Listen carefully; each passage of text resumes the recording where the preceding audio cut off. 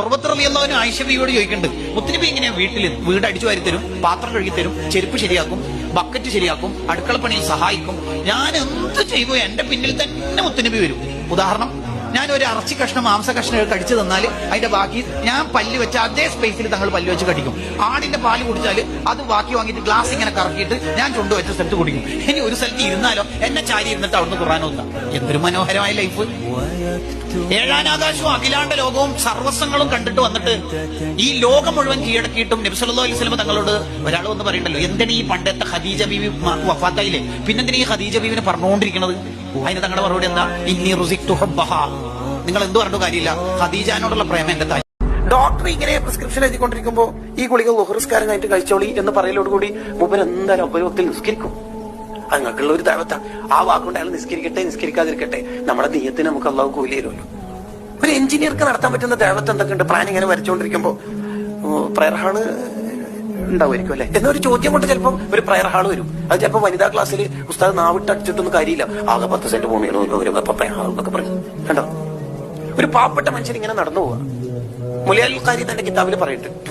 അപ്പൊ ഒരു മണൽ കൂമ്പാരം കണ്ടപ്പോ മൂപ്പര് ചിന്തിച്ചു, ഈ മണൽ കൂമ്പാരം മുഴുവനും സ്വർണ്ണോ മറ്റോ ആയിട്ടുണ്ടെങ്കിൽ അതൊക്കെ വിറ്റ് പാവങ്ങൾക്കൊക്കെ ഫുഡ് കൊടുക്കാമായിരുന്നു അല്ലെ, എന്റെ അടുത്ത് ഒന്നും ഇല്ലാത്തോണ്ടല്ലേ. ആ കൂലി അയാളുടെ ഏടിൽ എഴുതിയിട്ടുണ്ടെന്ന് ആ കാലത്തെ നബിക്ക് അള്ളാഹു വഹി അറിയിച്ചു കൊടുത്തത്. ഹലാലല്ലാത്ത ഫുഡ് വയറ്റിലെത്തിയാൽ 3 പ്രശ്നങ്ങളാണ് ആദ്യഘട്ടത്തിൽ വരിക. ഒന്നാമത്തെ പ്രശ്നം സൂഉൽ ലന്നി ബിൽ മുഅ്മിനീൻ.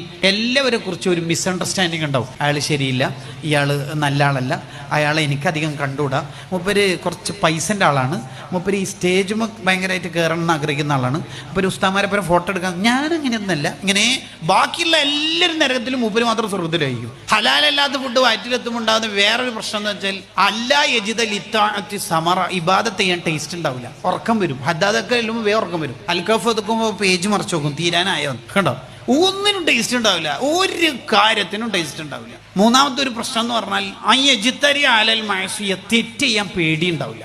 ഒരു ഇന്നതാണ് മഹബത്ത് എന്ന് ചിലപ്പോൾ പറയാൻ കഴിയില്ല.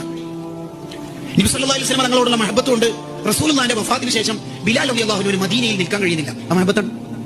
മദീനയിൽ നിങ്ങൾ കുറെ കാലം നിന്നാൽ ആക്രമിക്കപ്പെടും, കൊല്ലപ്പെടാൻ സാധ്യതയുണ്ട്, അതുകൊണ്ട് കൂഫയിലേക്കോ ബസ്രയിലേക്കോ നാട് വിട്ടോളി എന്ന് കലാപ കലുഷിതമായ കാലത്ത് ഉസ്മാൻ റളിയല്ലാഹു അൻഹുവിനോട് പറഞ്ഞപ്പോ ഞാൻ എന്റെ മുത്തുനബിയുടെ മദീനയിൽ പോകില്ല. അത് മഹബത്താണ്. ഉസ്മാൻ റളിയല്ലാഹു അൻഹു മദീനയിൽ പോകാത്തത് മഹബത്ത്, ബിലാൽ റളിയല്ലാഹു അൻഹു മദീനയിൽ നിൽക്കാത്തത് മഹബത്ത്. അപ്പൊ പിന്നെ മഹബത്തിന്റെ ഫിനിഷ് പോയോ? എങ്ങനെ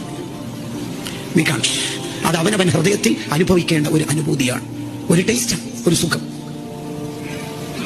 എന്നാലും ചില മഹാന്മാര് പറയാൻ ശ്രമിച്ചു നോക്കുന്നുണ്ട്. അബൂ അബ്ദുല്ലാഹി ഖുറശി തങ്ങളെ പോലുള്ളവർ, പിൽക്കാലത്ത് വന്ന മഹാന്മാരിൽ പലരും ശ്രമിച്ചു നോക്കുന്നുണ്ട്. എന്താണ് മഹബത്ത് എന്ന് പറയാൻ ശ്രമിച്ചു നോക്കുന്നത്. എന്താ പറയണത്?